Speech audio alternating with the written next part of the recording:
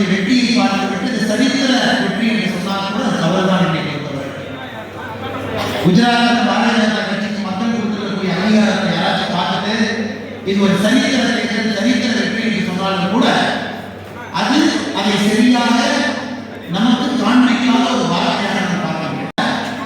இதுவரை பாரதிய ஜனதா கட்சி அதனுடைய சரித்திரத்தில் வாங்காத ஒரு வெற்றியை வாங்கியிருக்குன்னா இதை சரித்திர வெற்றி சொல்ல முடியும். 187 சீட் இருக்கக்கூடிய ஒரு மாநிலத்தில் 157. மறுபடியும் உள்ள போய் பார்த்தீங்கன்னா பாரதிய ஜனதா கட்சியில் போட்டியிட்டவங்க 11 வேட்பாளர்கள் 1,00,000 மார்ஜின்ல ஜெயிச்சிருக்காங்கன்னு நான் சொன்னாலும் கூட அதுவும் சரித்திரம் கிடையாது. பாரதிய ஜனதா கட்சியில போட்டி போட்டவங்க நம்ம வாக்கு சதவீதம் என்பது 100 ஓட்டு போட்டிருக்காங்கன்னா பிஜேபி வாங்கியிருக்கிற ஓட்டு 53%. யோசிச்சு 1,00,000க்கு மேல மார்ஜின். நம்ம எதிர்த்து போட்டியிட்ட கட்சிகள் கிட்டத்தட்ட 60% டெபாசிட் வாங்கல. தொடர்ச்சியா எலெக்ஷன்ல ஜெயிச்ச ஒரு கட்சி மறுபடியும் தேர்தல் இருக்கும் பொழுது வாங்கியிருக்கக்கூடிய வாக்கு சதவீதம் என்பது 100 ஓட்டு போட்டிருக்காங்கன்னா பிஜேபி வாங்கியிருக்கிற ஓட்டு 53%. 53% பாரதிய ஜனதா கட்சி குஜராத்தில் மக்கள் வாக்களித்திருக்கிறார்கள்.